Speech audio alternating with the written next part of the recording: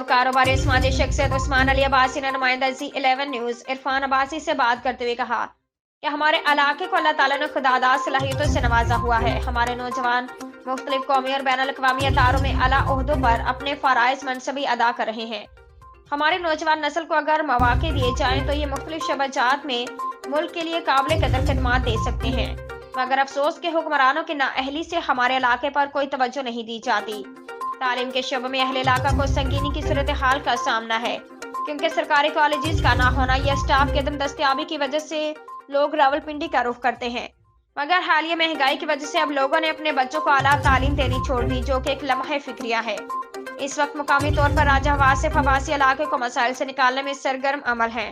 हम उन्हें भरपूर खराज तहसीन पेश करते हैं। राजा वासिफ वो काम भी करवा रहा है जो हमारे MNAs या MPAs के थे, यही वजह कि वो इलाके के लोगों में बेपनाह मकबूल हो रहा है। मैं आपके तवज्जुह से आला हुकाम तक ये बात पहुंचाना चाहता हूं कि हमारी पसमानदगी पर कुछ तो तवज्जो दें।